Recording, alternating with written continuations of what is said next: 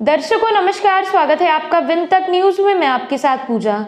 भारत जोड़ो यात्रा की समाप्ति के बाद कांग्रेस ने पूरे देश में हाथ से हाथ जोड़ो अभियान शुरू किया है।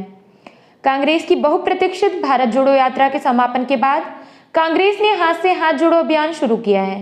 इस अभियान के तहत कांग्रेस के वरिष्ठ नेता राज्यसभा सांसद प्रमोद तिवारी ने हाथ से हाथ जोड़ो अभियान रीवा में शुरू किया।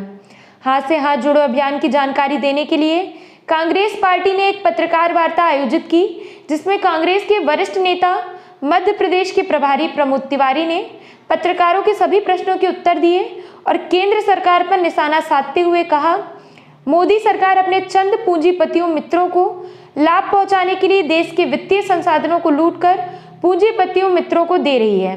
विस्तार से जानकारी के लिए आइए सुनते हैं कांग्रेस के वरिष्ठ नेता प्रमोद तिवारी से। कन्याकुमारी में भी, केरल में भी, मैं तो मध्य प्रदेश भी आया था, उज्जैन, राजस्थान जहाँ से सांसद हूँ मैं वहाँ भी रहा, उत्तर प्रदेश मूलतः जहाँ से हूँ वहाँ भी उनकी यात्रा में रहा, हरियाणा में भी रहा, कश्मीर में भी रहा। आज तक भारत के इतिहास में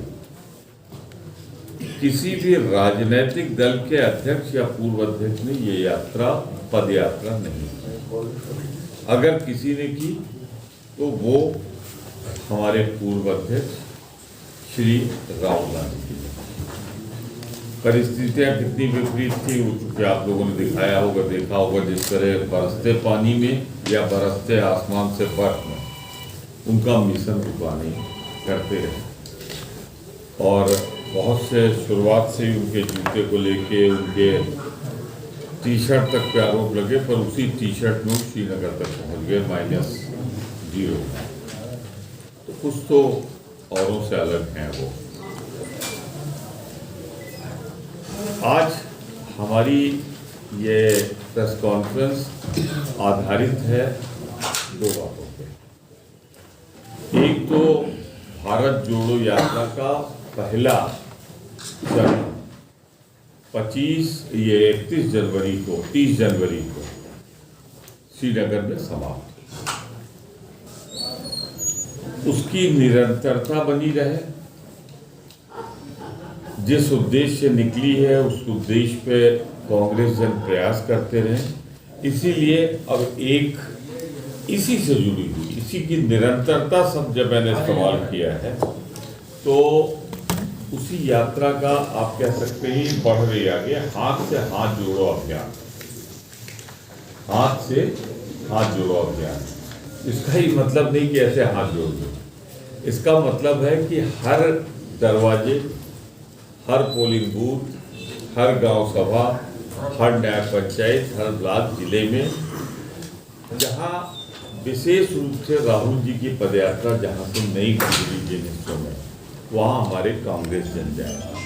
इस संदर्भ में मेरी बैठक पहली आदरणीय कमलनाथ जी प्रदेश अध्यक्ष के साथ और हमारे जो JP अग्रवाल जी हैं प्रभारी, उनके साथ भोपाल में हो चुकी है।